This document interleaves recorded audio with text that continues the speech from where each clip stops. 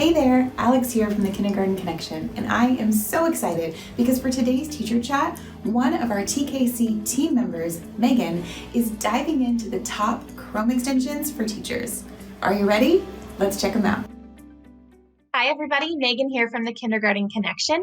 And like Alex said, I have 4 Google Chrome extensions to share with you today that I think you are going to love using in your classroom. Now, obviously these are Google Chrome extensions, so they must be used in Google Chrome, but they're free. And all you have to do is type the names of these extensions into Google and it will pop up the website that you can add the extension to your extensions bar. Now, make sure you stick around till the very end of this video because I have found an extension that has solved the problem that we've all been having with Google Slides games, and that is being able to use the drag and drop features in full screen view. So stick around till the very end, and I hope you enjoy these extensions.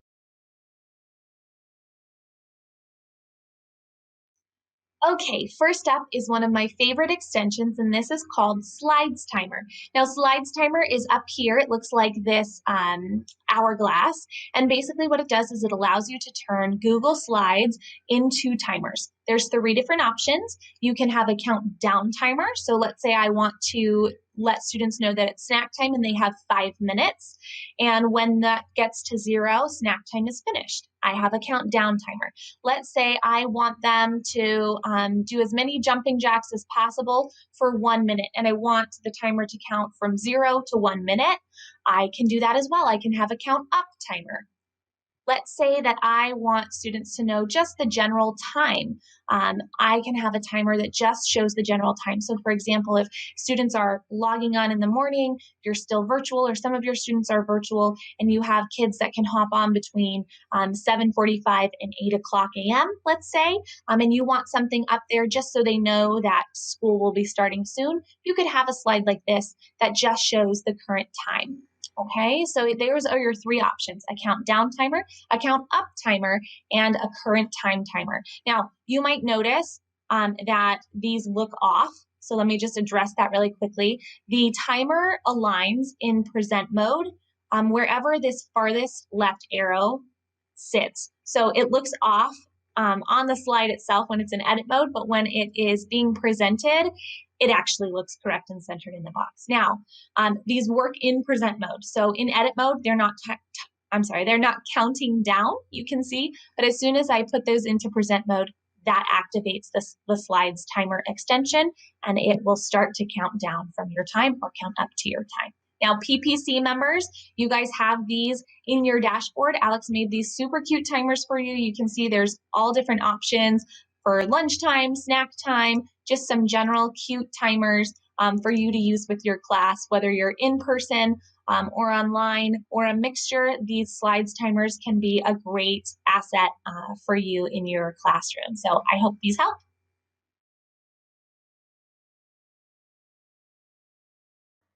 Okay, this next one is called Screencastify. Now, you probably have some kind of screencasting extension or software on your computer at this point, but I find Screencastify to be extremely user-friendly. They've been wonderful with teachers during the pandemic, and so I just think that it is super versatile, and there's lots of ways that you'll be able to use it in your classroom. Because it's a free extension, students can also add it to their devices, and they can use it as well to record themselves on their screen. It's what I'm using right now. You can see I just appear in the corner. I can move myself around, which is helpful. And all you do to activate Screencastify is once it's installed in your extension bar, I just click on it. You can see I'm recording right now because of the little recording dot. And it pops up this menu for you that allows you to share only a browser tab, to share your whole desktop, or to only have a webcam. So there's lots of different options that you can use with this. One thing that I would suggest if you do use the extension or if you have another extension that you love, instead of Screencastify would be to head on over to Screencastify's website, because they have this whole section for schools, and they have a ton of different resources, webinars, different things to get ideas, how to use it with Google Apps, how to use it with your students, keyboard shortcuts. So they have some awesome tips and tricks and resources for teachers. It's absolutely free. you can record it for up to 5 minutes with the free version. They also have a paid version that does not cut you off at 5 minutes, and that you can edit, which is really helpful. I ended up splurging and purchasing the extended paid version. I think it's like $30 for the year, but it allowed me to, if I had, spent 7 minutes recording something and I messed up for 10 seconds, I didn't have to start completely over. I could just edit that piece out.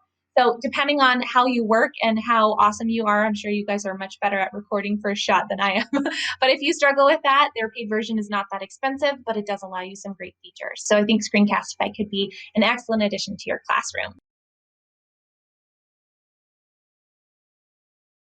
Okay, another extension that I think you're really gonna like and is gonna help you out in your classroom is this paint tool extension. And this is this little teardrop up in the corner. And all you do to activate the extension is just click on it and it will pop up this menu for you. It basically allows you to write or draw on web pages, which can be super helpful, especially if you have online components to a reading program or a math program or different things. It allows you to write directly on the web pages themselves. You can change the color that you write with. You can even use this little dropper to pick a color up from your page that you're working on. You can change the transparency. So if you wanted to highlight something, obviously you could make the transparency more like 50%, whereas if you wanted it to be really dark so that you could write something, you would have it more like at 100%. You can change the size of your line. You can draw shapes. You can use a text box. But the really neat feature of this is once you've annotated, so let's say I have open just a page from one of our digital immersion readers in the Print and Play Club, and maybe I want my students to help me identify all of the words that end in AD because we're in the Add Family Emergent Reader and we're working on CVC pattern words. So I want to circle any of the words that end with AD, right? I can do that. But what I can do and what's a neat feature of the paint tool is that I can take a screenshot. So I can click that and it will take a screenshot of the annotations that I made on this web page. And then I have different options. I can download it, I can print it, I can copy it to a clipboard so that I can go paste it in somewhere else. I can crop it.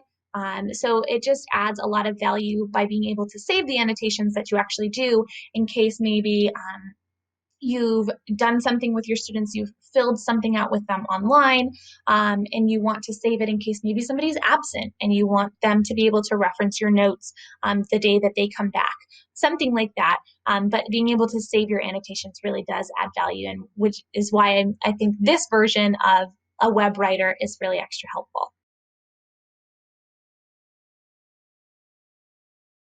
All right, and last but certainly not least, the extension we have all been waiting for. I am so glad you stuck around, by the way. I think this is going to be your favorite. This is called Full Screen Interactive Google Slides, and you can see it up here in my extension bar. It's this golden box, and it deserves to be golden because it's amazing. Basically, what it does is it allows your Google Slide activities to appear to be full screen, but still have all the functionality of edit mode. So all you do when you're in a Google Slides activity, I've pulled up the Rocket Rhymes game in our digital games endless bundle. You can find that on Teachers Pay Teachers. You can find that for Print and Play Club members. You can find that in your dashboard. Remember, all of these are included with your membership, as well as the extra exclusive games that are there for Print and Play Club members. This will work for all of those. So all you have to do when you're in an activity is simply click on the extension, and you can see that it made it bigger and it took away this side panel. Now, I don't know about your students. I don't know if they're like the kindergartners that I work with at my school, but my kindergartners get very distracted by this side panel. They want to know what pictures are on those slides. They want to know if it would be their turn by the time we get to those slides. So anytime I can remove a distraction from them, I'm a happy camper. So you can see it made it bigger. It appears to be more full screen, but I still have my drag and drop capabilities.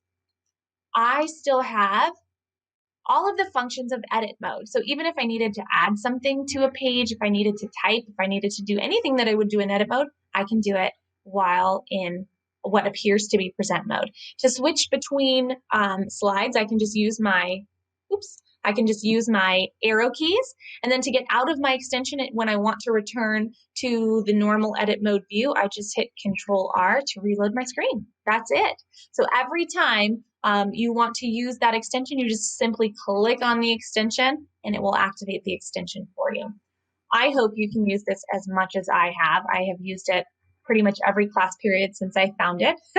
So I hope you love it. And I hope you love all of these extensions and that you will be able to use them in your classroom this year and for years to come. I think we'll be using this new technology that we've learned this year for many, many years. So I hope this helps and I hope you have a great day.